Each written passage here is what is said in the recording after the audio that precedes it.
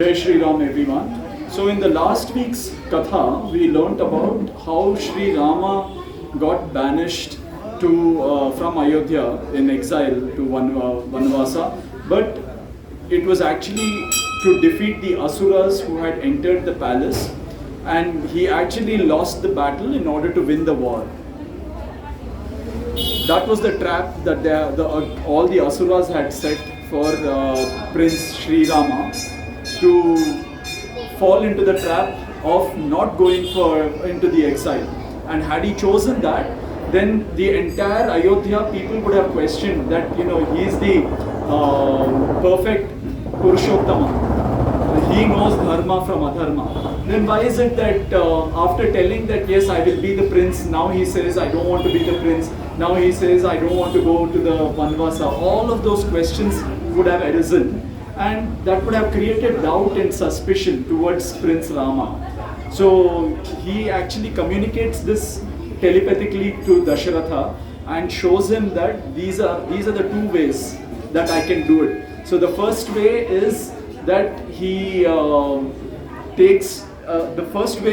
stays back and doesn't go for Vanvasa, and the second way is that he goes to Vanvasa and everybody else there is no confusion in everyone's minds and hearts. So he chooses this path. So today we will come to the next chapter, which is Lord Rama's Ayodhya Leela.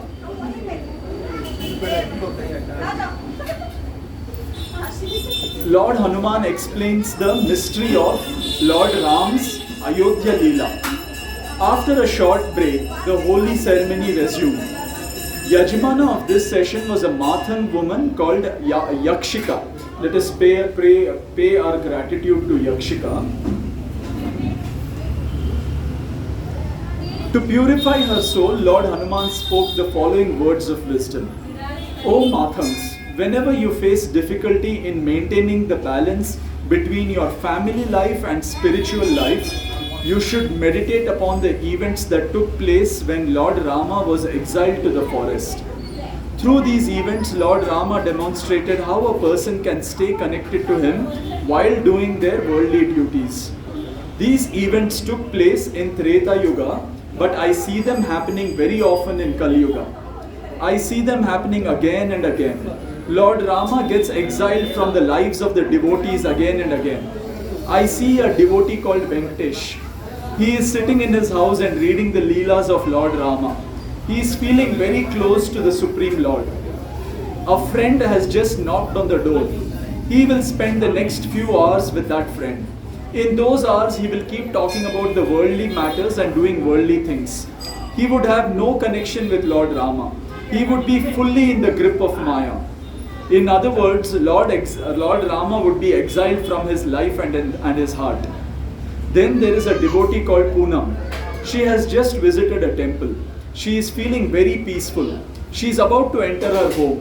She will see that her child has done something very annoying. She will drown in the worldly emotions of anger and regret, and Lord Rama would be exiled from her life again. For a householder, it is not possible to avoid Maya. Exile of Lord Rama from the life becomes inevitable. Happens to us all the time, right? All the time. No matter how much we want to stay connected. I have a son who's absolutely mischievous, who's very disobedient, and he tests my patience. So usually, he gets a sound thrashing. But I always keep checking within myself that even if I have thrashed him, what is my mental state? Am I still calm, or am I still agitated? So these are some of the things that you need to keep checking within you in order to return to centricity. Through his exile of Lord Rama from the life becomes inevitable. Through his leelas in the palace of Ayodhya, Lord Rama showed how a devotee can stay connected to him even in the midst of the Maya trap. Lord Rama rules the kingdom. It is called Rama Rajya. In such a kingdom, desires get fulfilled instantly. every citizen lives happily and blissfully. Similarly, when your body, mind, intellect, samskara, chitta and soul, all six major components of yourself remain connected to Lord Rama, you will get everything even before you desire. When all the six components of yourself are ruled by Lord Rama, it is Rama Rajya in your life. When the Ram Rajya was what are the six components? What are the invisible four? What is the first? Yeah, the first one is your body, right? Your physical body. What are the four mental bodies? Intelligence, intellect, samskara and chitta, right? Then what is the other one that is governing us? Our soul. So what Lord Hanuman says is, when all the six components are ruled by Lord Rama, it is Rama Rajya in your life. When the Rama Rajya was about to come in Ayodhya, Lord Rama was about to become the king. Maya played its game and he instead got exiled from Ayodhya. Same thing happens in human life. When a devotee is about to connect all six components of their identity to Lord Rama, Maya throws its trap and captures the body, mind and then intellect samskara. Lord Rama instead gets exiled from the life of the devotee. When Lord Hanuman was speaking these words, suddenly Urva started crying with pain. Everyone got distracted and started looking at Urva. It appeared that he had got an unbearable pain in his stomach. Lord Hanuman doesn't even look towards him. He continues his discourse. "O Mathans, you were listening to my words. Your soul was connected with the..." I think that this thing has gone.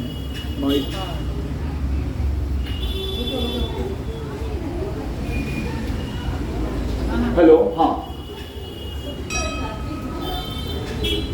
So Lord Hanuman doesn't even look towards him. He continues his discourse. "O Mathans, you were listening to my words. Your soul was connected with the Supreme Soul. Suddenly Urva's cry of pain distracted you all.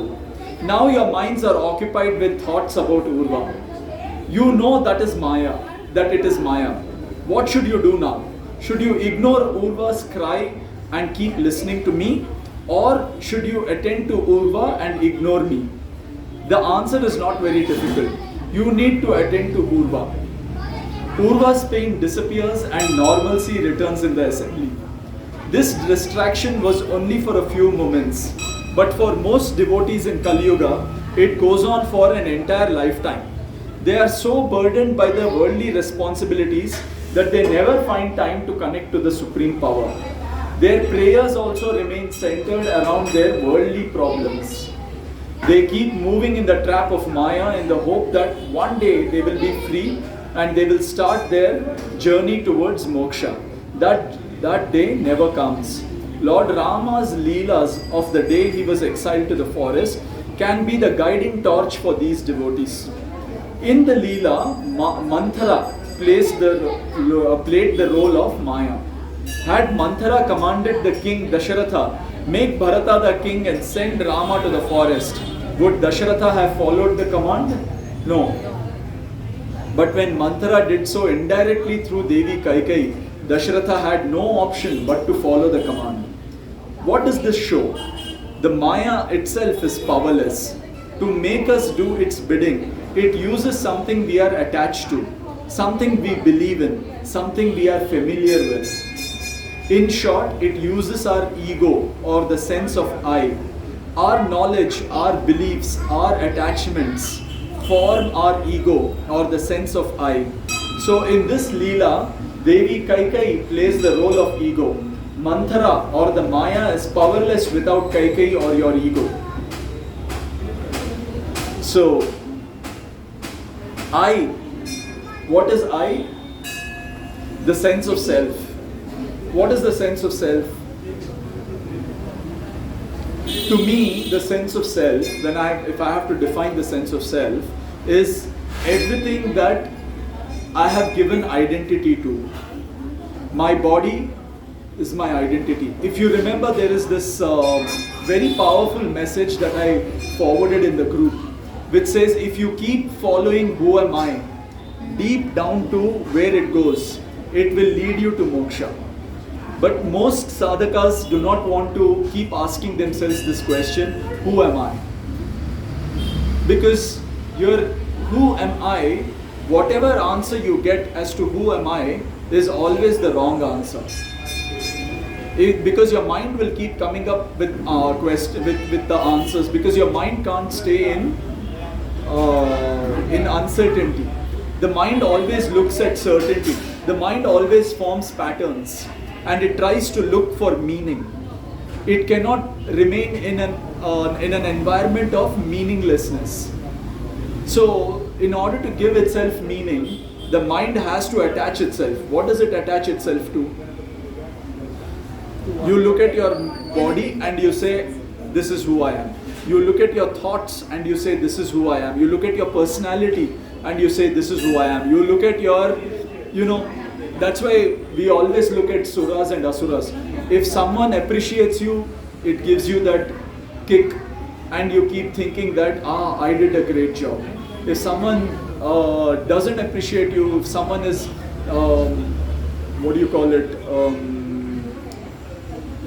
is discouraging or is critical of you, someone is critical of your work, then what happens?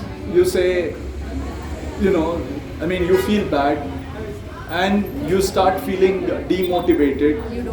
You start feeling down, disheartened, dejected, all of these feelings. Keep asking yourself, who am I? Am I these feelings? Just to give you, so last week, every Saturday, Sunday I play cricket, right? So last week was one of the best knocks of my life.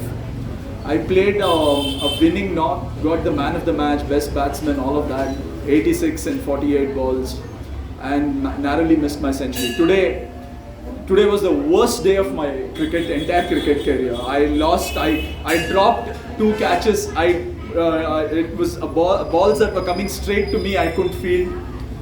So I left 2 fours. I went opening, I hit 1 4 and the other was a 6, but he caught it in the boundary. So I was out for 4 and 2 balls. So this was my worst thing. So when I was very happy last week, and I kept telling myself that if you are happy, if you are attached to success, then the other side of the duality is failure, and it will strike you. Last night I knew that I am going to have a nightmarish match. I just knew. But I kept myself prepared. I knew that Lord Hanuman will give me both the things. And I have to accept both as his prasad. If I accept the success as the prasada, I have to accept the failure also as a prasada, right? I cannot reject both. Because you see, if you ask for something, the desire comes in a packet. And if you ask, so for those who don't know, maybe you're listening to it the first time. So in the chapter called Desire Fulfillment, if you ask for anything that is going to give you pleasure, it will come with pain as well. If I get success in my life, and trust me, those who are and now you will have a very natural question. I see a lot of people who are on the evil path, who are corrupt, who are doing all kinds of evil work, right? Why is it that this is not happening to them? There are 2 answers. The first answer is that he is currently being supported by his karma, which means that, let's say I have in my karmic balance, imagine your karmic balance like your bank balance, right? Let's say you have 50 crores in your karmic balance as your bank balance.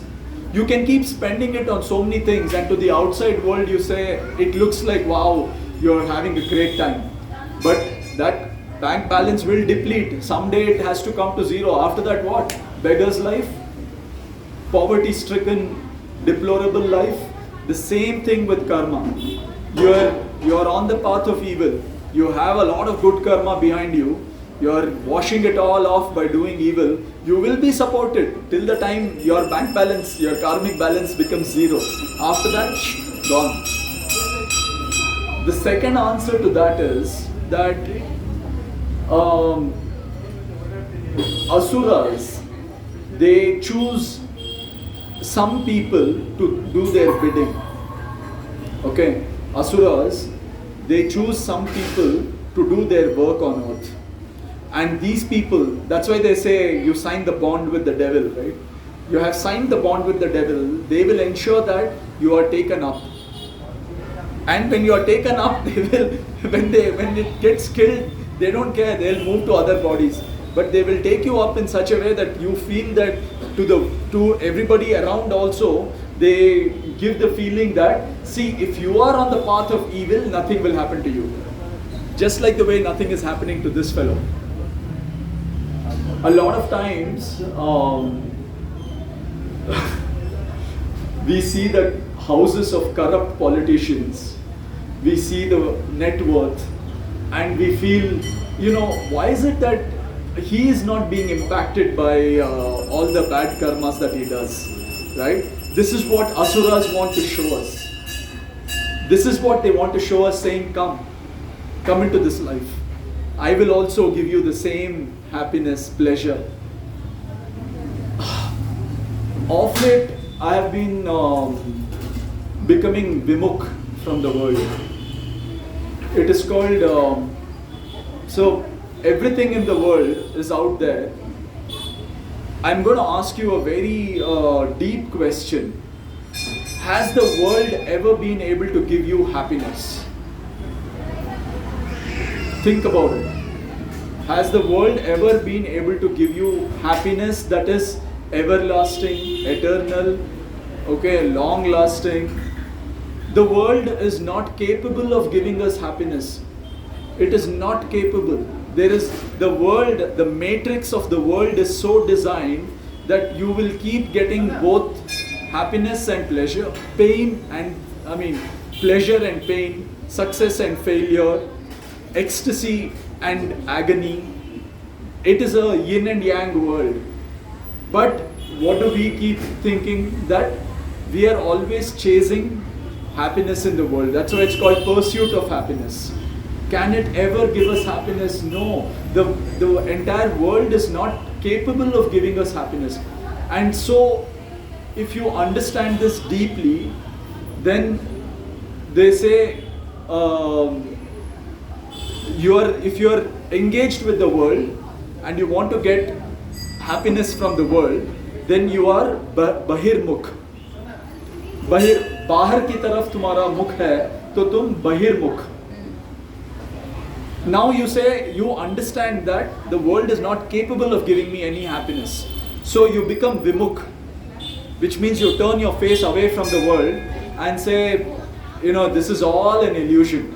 That happiness that I want is an illusion. That bank balance, that promotion, that car, that bike, that house, whatever else, that good relationship, acceptance in the eyes of my colleagues, in the eyes of my people, everything, I have become vimukh, which means I have turned my face away. I have become vimukh. When you become vimukh, what is the next step? To become antarmukh, which means I am all the time thinking, I am all the time in a meditative state of asking myself, who am I? I am feeling these emotions. Who is feeling these emotions? I am feeling these thoughts. Who is feeling these thoughts? I look at myself in the mirror and I keep asking myself, I keep telling myself, I am not this body. If I get attracted to someone else, I always say that, see, these are all natural tendencies, right?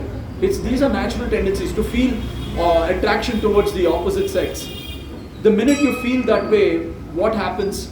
How are you getting attracted to the opposite sex? There is this sense of I, which means that I have a strong sense of my body, my physical body. My physical body is getting attracted to the other person. So you are deep in your sense of I. You understand what I'm saying? Yeah. Correct? Yeah. Who is getting attracted? My body is getting attracted. Who is my body? Who am I? Am I this body? No, I want to reject all the answers that my mind gives. Am I this body? No. Am I my thoughts? No. Am I my emotions? No. Am I my feelings? No. So, if you are that way, then you will see that no matter what the world throws at you, you keep looking at yourself inside and say, who is feeling this? Who is feeling this? This is my I, the sense of I that is feeling it. And you keep becoming antarmukh. Go deep within yourself. Everything is trying to only show us who we are, right? Every situation in this world is designed. You know, it's a very interesting phenomenon. And listen to me carefully when I say this. We, as in our soul, before it came out from Mukti Sagara, and that happened millions of years ago. We were probably a rock, then a tree, then an amphibian, then and it is wrong to say and wrong to even think that only human beings are the most supreme beings after which you will get moksha. No. The chapters here have shown that even a monkey gets moksha, even an animal gets moksha, and they're equally closer to God. Your last birth can be an animal birth, it can be a bacteria, and you will get moksha. So the thing is, if the entire sequence of our births and all the circumstances that we had to undergo and face in this life have been already decided by us. It's just that we don't remember it. When we came out from Mukti Sagara, we already had the entire sequence of what all births that our soul is going to take, what all circumstances that the soul will undergo. All of that is already predestined. What is not predestined is and here we already remember, we already know, right? The destiny of your character is written. The destiny of your soul is the only free will that we have. That is the only free will. And what is the free will of the soul? Moksha. Correct. But how does it happen? If we are, when we have self-realization as to who we really are, we are awakened to the consciousness of the soul, is when we come to know what our purpose in life is and we move towards that purpose. Then everything else falls away. All this illusion of life falls away. Me, my family, my corporate career, my bank balance, my relationships, my possessions, all of that falls away when you are awakened to the consciousness of your soul, self-realization of the soul, and then you move on that purpose. On that purpose, then nothing else matters. Is it too deep, or is it making sense?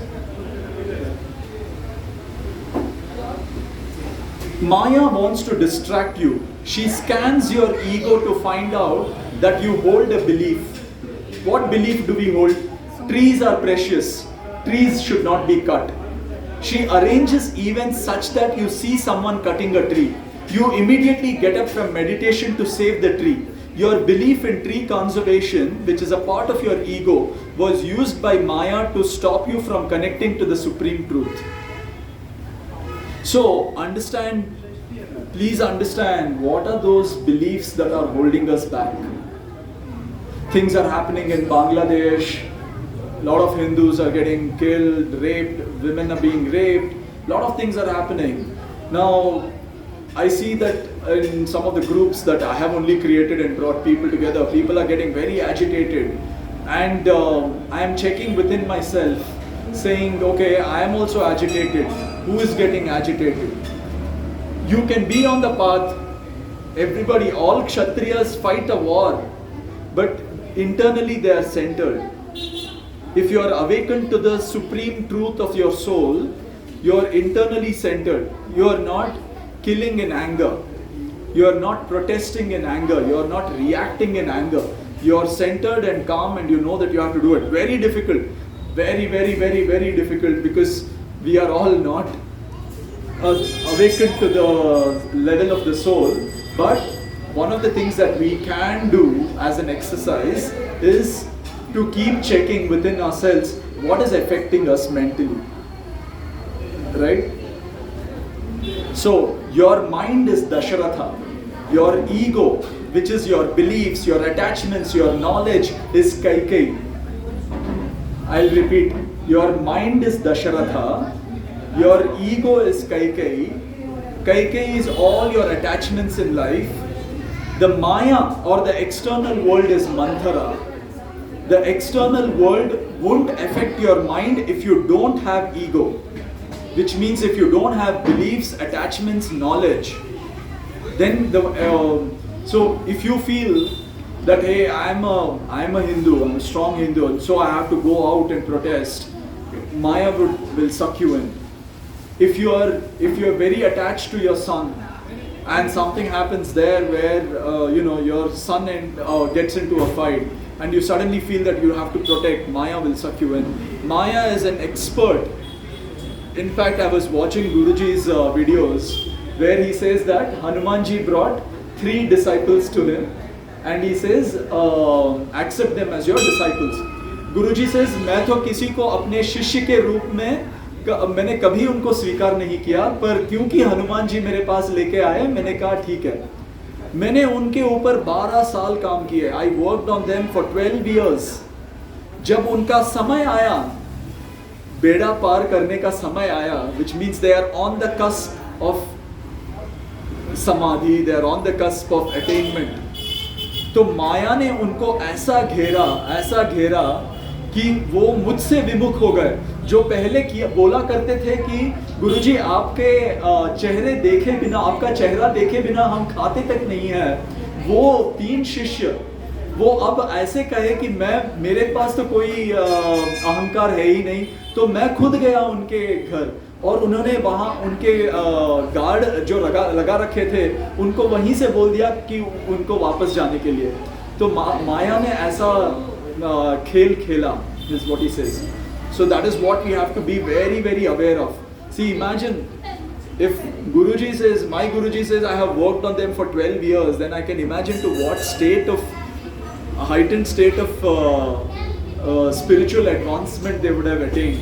And then at that last minute to fall back. And that's something that we have always seen, right? I mean, when Indra sends Apsaras or whatever it is, at the end they say that it is Maya will always. That's why when somebody goes and tells Swami Vivekananda, okay, that what kind of a guru you have, that he is a bhikhari. He doesn't even have this thing. He's always all the time in some different world of his. Okay, and apparently whenever Ramakrishna Paramahamsa used to get angry, right, he used to give a lot of gali. And worst galis he would give in Bengali. So they would go to Swami Vivekananda and say, what kind of guru you have? He only keeps giving horrible abuses. And so what does Vivekananda says? He says, agar mera guru, there is a beautiful word that they say, even if what it translates to is, even if my guru is somebody who visits a brothel in a drunken state, I will still not leave his feet. Amazing, right? Even if my guru is somebody who visits a brothel in a drunken state also, I will not leave his feet. Such is his faith, such is his tremendous, and only these people are able to cross, because seeds of suspicion are always sown at the last minute when you have to cross, and somehow it keeps pulling you down. So it's like you take 3 steps. So remember that state of Prithu. So there are 6, 7 states. Like one is the we'll go from Nishada. Nishada is what state? Deha Nishada, Mana Nishada, Viveka Nishada. So to the people who haven't heard it before, Deha Nishada is somebody who's always worried about his body. He is only driven by the pleasures of life. Then there is Mana Nishada. He always wants to argue.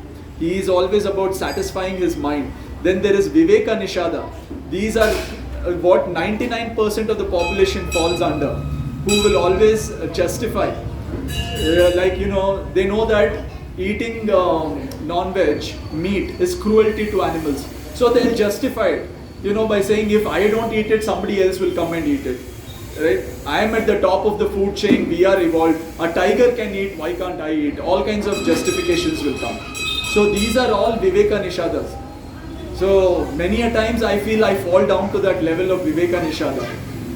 So, and then comes a Prithu.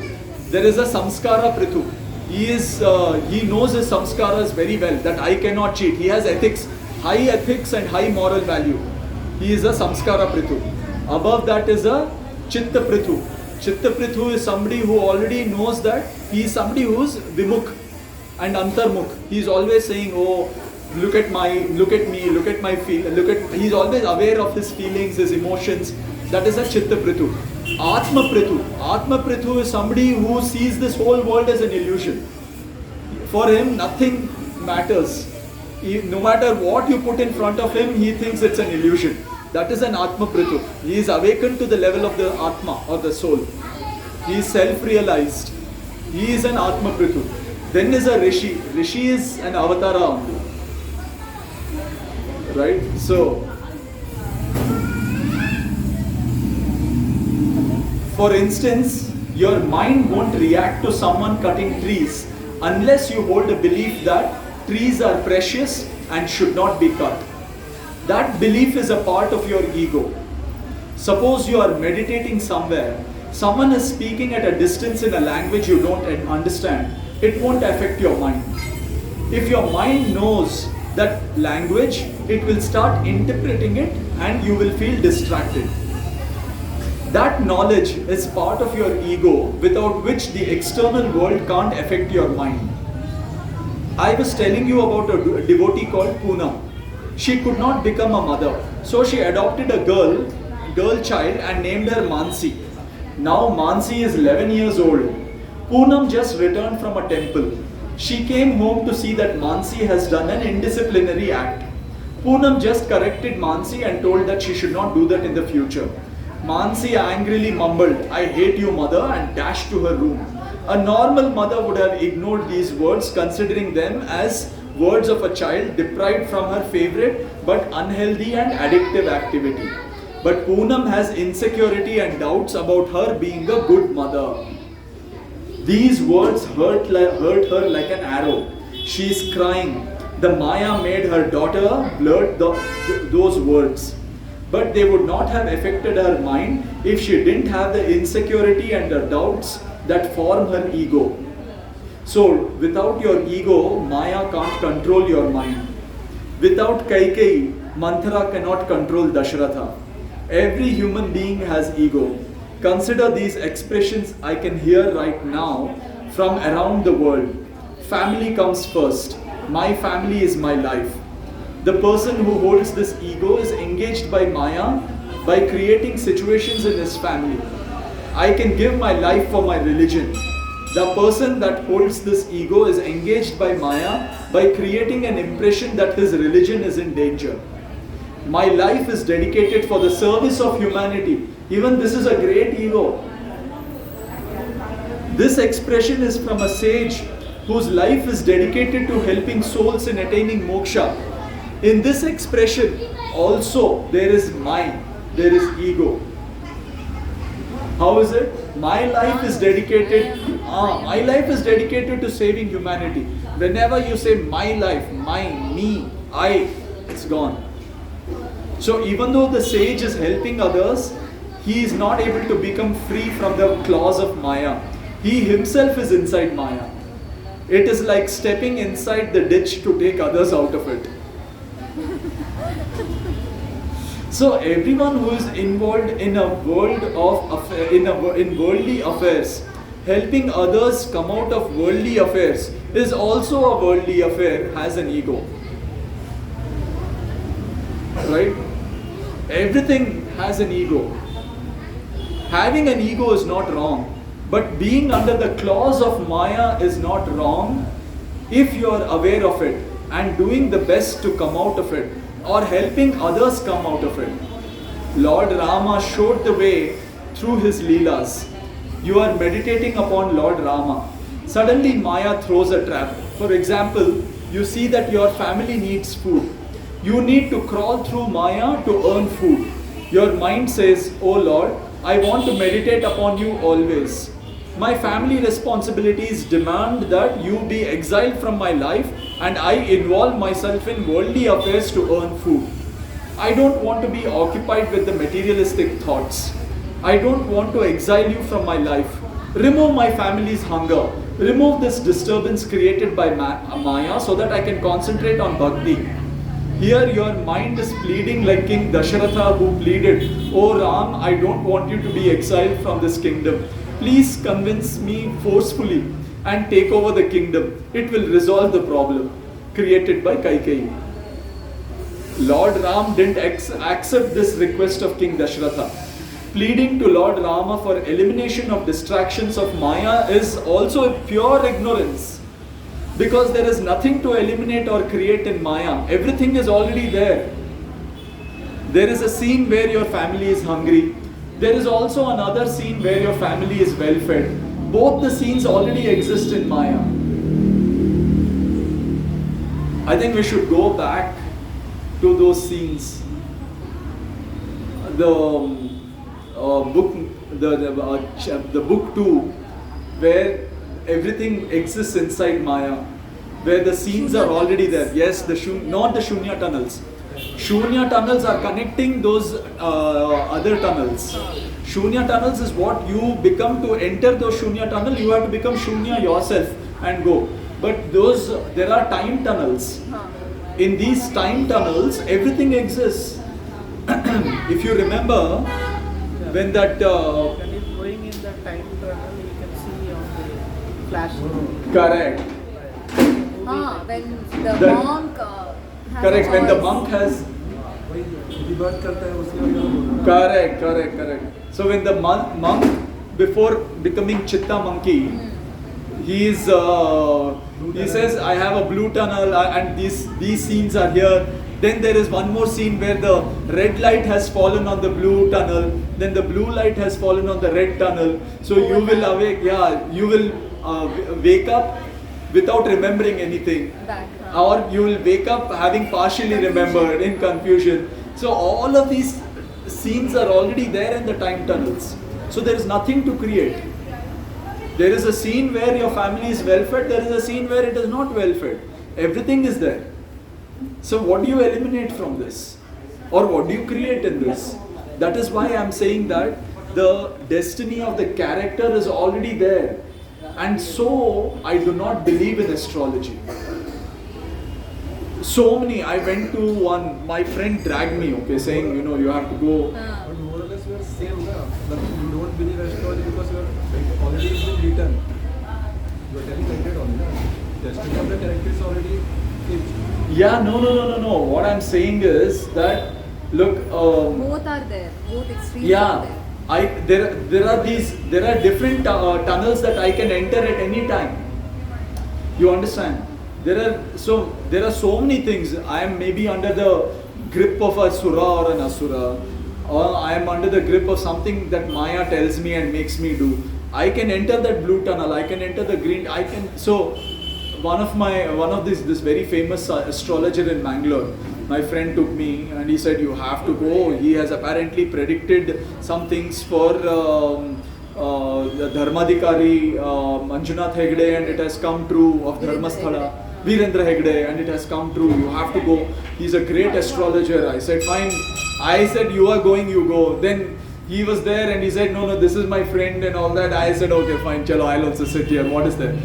Whether I believe or not believe, it doesn't matter. He saw everything and he says, "You have and this was in 2021, 2021-22. He said, in the next 12 months, you will clearly leave, you will relocate to a foreign country. I said, "Okay. You have to do one Ganahoma, you're coming out." Okay, I said, "Fine, I'll do Ganahoma." I did the Ganahoma also. Everything happened. I didn't go anywhere. To my friend, he said, "You will be like this." To Sajid, he said something else. So he said all of this will happen and nothing happened. To another friend of mine, to this friend who dragged me, he said you will get a boy child, he got a girl child. So to another, his sister, he said, oh, you will have a child by 2024. She had a miscarriage. So there is, what I'm trying to say is that there are many paths that the character can take based on our own spiritual evolution, our own self-realization, our what should have happened. By the grace of God, everything else, something else can happen, right? Or by the grace of, or I wouldn't say grace, but then by the effect of an asura, something else can happen.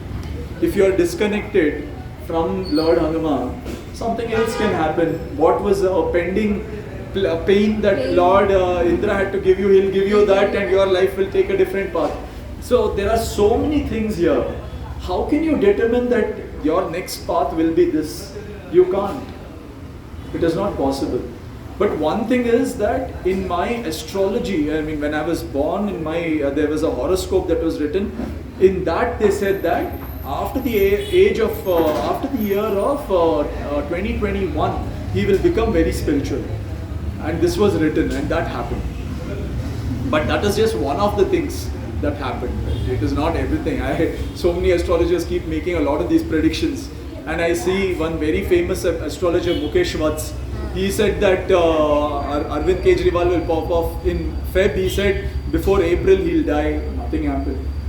So all of these you cannot really believe. Anyway, pleading to Lord Rama, this, okay. Both scenes already exist in Maya. There is nothing to eliminate or create. You have fallen into one of the scenes. You have to navigate to your desired scene yourself. Lord Rama will show you the path not only to your desired scene, but also out of all the scenes to the moksha. Read that again. See, he says that, look, you have fallen into one of the scenes. For example, whatever scene that we are here, in this scene, we are here. Now this next scene will follow, you will move out of the temple, you will go to your house, something else will happen there. So many scenes will keep following, right? And how is our life on the tunnel of time, as if someone has taken a photograph of every millisecond and arranged it like a movie. So you're basically, that's why they say your soul is still. The strings of time are also still, are moving. So you feel that you are moving. Actually you are not moving, you are still. Which means that the character is getting an illusion that it is moving. But that is also not true. Batre, thank you. Namaskar.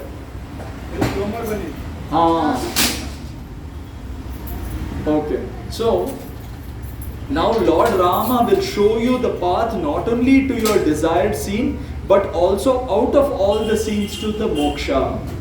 After his conversation with King Dashratha, Lord Rama goes to meet Devi Kaushalya. She was praying to Lord Vishnu. When Lord Rama tells her about her exile, she says, I will also go with you, Lord Rama.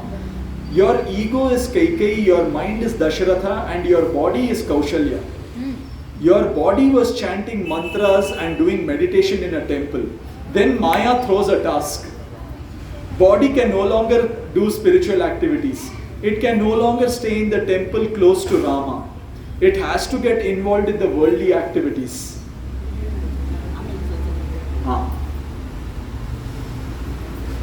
It has to earn food for the family.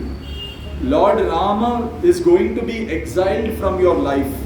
Your body pleads to Rama, my beloved God, I don't want to get involved in worldly activities. This is all Maya. I want to stay with you. Similar request was made by Devi Kaushalya to Lord Rama. She said, Rama, I don't want to stay here under the rule of Maya, which is Manthara and Kaikeyi. I want to go with you. Lord Rama didn't allow her to accompany him. Through his leelas, he gave a message to everyone who has to choose between him and the worldly activities. For instance, if your family is hungry, you cannot allow your body to stay in the temple with Lord Rama and chant mantras. Your body has to involve in the worldly activities and earn the food. Your mind is Dashratha. Your body is Kaushalya. Your body has to follow the mind and not the Supreme Lord. If your mind has a worldly task set for your body, the body cannot go and sit in the temple in the vicinity of Supreme Lord. The body has a task to perform. Lord Rama further said to Devi Kaushalya, Mother, the exile will be over in 14 years. Then we will be together again. That means your body can get back to spiritual activities once the worldly tasks are over. Your chitta or your consciousness is Lakshmana. For an ordinary human being, it is difficult to differentiate between body, mind, intellect, samskara, chitta and soul. For an ordinary human being, it is difficult to differentiate between your body, mind, intellect, samskara, chitta and soul, because they seem to be overlapping with each other. When somebody says I, they refer to all these 6 components of I. For a householder devotee, it is very important to be able to differentiate between them. Lord Rama performed this leela to make it easier. When you are doing some physical activity, your body dominates all other 5 components of yourself. You can feel your body prominently at that time. When you are doing a mental activity, your mind dominates the 5 components and you can feel your mind. When you are judging what is good and what is bad, you can feel these 3 components simultaneously, which is your intellect, which makes the decision, your mind or your intelligence, which provides the required information to make the decision, and your samskara, which filters and interprets that information. When you are serving someone selflessly, your chitta or consciousness dominates all other components of yourself. You can feel it. That chitta is Lakshmana. Even when you are doing worldly activities, your chitta should always be with Lord Rama. Lakshmana should always be with Lord Rama, even when Lord Rama is exiled from your life. To keep your chitta with Lord Rama, you have to separate it from your body and mind. How to do that? Usually when human beings do worldly activities, they feel that they are doing it for themselves. Maya makes them believe in the ideas of profit and loss. They keep accumulating this like ants. Their chitta remains enslaved to their body-mind. To free your chitta, dedicate your every act to Lord Rama as follows. O Lord, I am aware that I am stuck in Maya due to my karmas and desires. I am doing what I am doing to get rid of my karma desires, to get out of Maya and meet you eventually. This way your chitta will always be with Rama even when you do worldly activities. Remember what I said, right? Everything is the prasada of Lord Hanuman. I am nobody. I am just the medium. It is happening through me. I am not doing it. I am not the doer. If you continuously keep thinking, I am not the doer, continuously keep asking, who am I? Who is feeling these emotions? Who is this body? I am not this body. Am I this body? Am I my thoughts? Am I my feelings? Am I my emotions? You keep continuously asking yourself, which sura is feeling, which asura is feeling this. Be in awareness all the time. Then you finally you are in that path. You are on that path where your chitta is separated from your. When they say chitta, it is your consciousness. Your chitta is separated. This way your chitta will always be with Lord Rama when you do worldly activities. In this Leela, Devi Sita represents your soul. Yeah, your soul. If you have fallen into worldly matters and Lord Rama is about to be exiled from your life, your soul must stay with Lord Rama. It is important to recognize your soul first. It is easy to confuse your mind with your soul. You are gathering food for your family and chanting Lord Rama's name in every breath. You may claim that by doing so you are keeping your soul close to Rama, but that is not true. You are confusing your mind with your soul. Your mind should be completely into the worldly job that you're doing. If you chant Lord Ram's name while you're doing the job, you're only distracting your mind from the job. In his conversation with Devi Sita, Lord Rama described what it is like to have your soul with him and your mind into the worldly activities. It is like being in the jungle. Beautiful flowers scattered everywhere. Sound of birds creating pleasing music for your ears. It feels as though you are in paradise. Your body and mind are enjoying the view, but you feel a certain disconnect, a certain detachment. After all, you don't own the jungle. You don't own this paradise. You are just a visitor. This is what it feels like to have your soul detached from your body. Your body and mind are happy, but you are indifferent. You are passing through a dangerous jungle. A tiger, a lion, or a wild bear can come from any side and attack you. You have not eaten anything because of this part of the jungle is full of poisonous plants. There is no visible path. You are making your way through thorns and rocks in search of a safe place, in search of something to eat and drink. Your body and mind is going through the worst pain a human being can experience. Still, you feel a certain distance from that pain. You feel indifferent to the pain your body and mind are going through. After all, you don't have to stay here forever. You know that you will reach in the safer part of the jungle sooner or later. This is what it feels like to have your soul detached from your body-mind.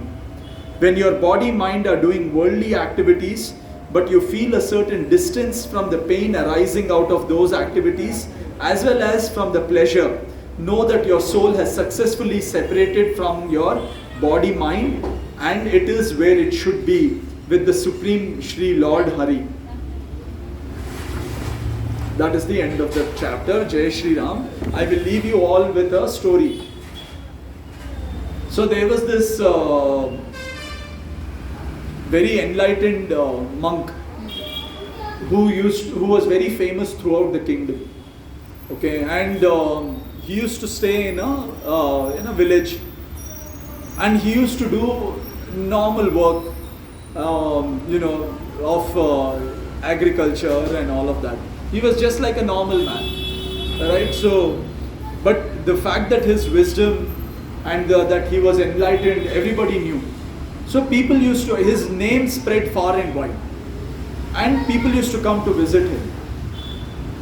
So one day, this very wealthy, rich man from a far off town came to invite him to a function of his and say, can you please preside over the function, some function that he was doing, and say that it will be my privilege because I've heard so much about you to come and preside in that be the yajman of the ceremony. He said, so he came all the way, and he came to that town, to that village, and he started inquiring. Everybody said, oh, that man, he stays there, you go there. So he goes, follows him, and this fellow is sitting on the compound wall, and he says, I heard that you are the person, so I've come to invite you. He said, yes, please come home. So he goes to the home, to his house, and he says, please sit. But the house is empty. There is no furniture. So there is just one small chape, straw mat. One straw mat there, one straw mat here, and he gets a doubt. Is it really this guy? Because he is so famous that I have come from such a far off town. So I would have assumed that this fellow must be living in a big place with a lot of furniture, a lot of, that he'll be a rich person because of this thing. And there is nothing in his house. So he says, this rich man gets this doubt. So he says, where is your furniture? Where is a chair to sit? So this guy, this wise man, he is able to read this guy's thoughts, and he says, where is your furniture? So he says, what are you talking about? I am just a passerby, I am a traveler, and I am just passing by this town. Why will I have furniture? He says, so am I.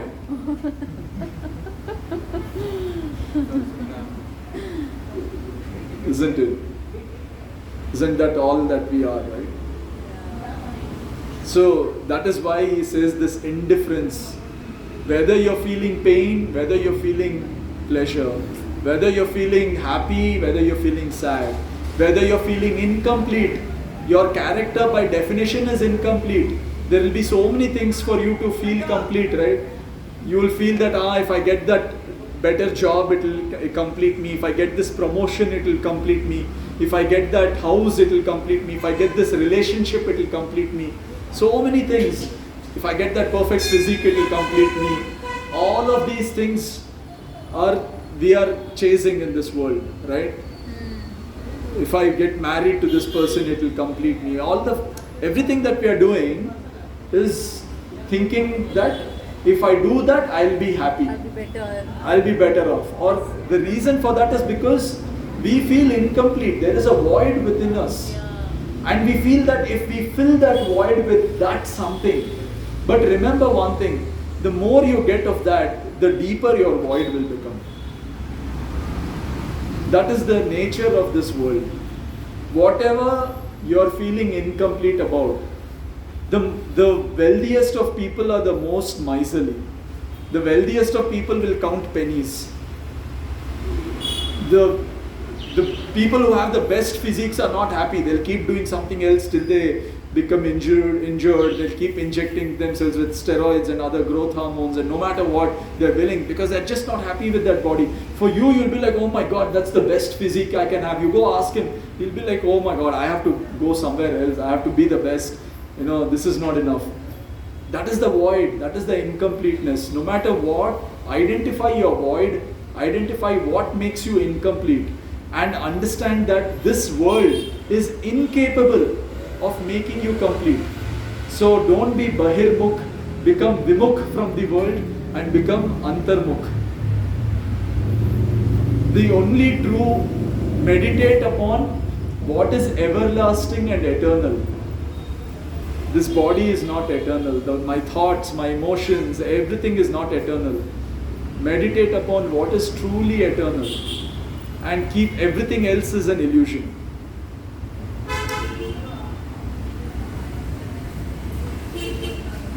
Jai Shri Ram.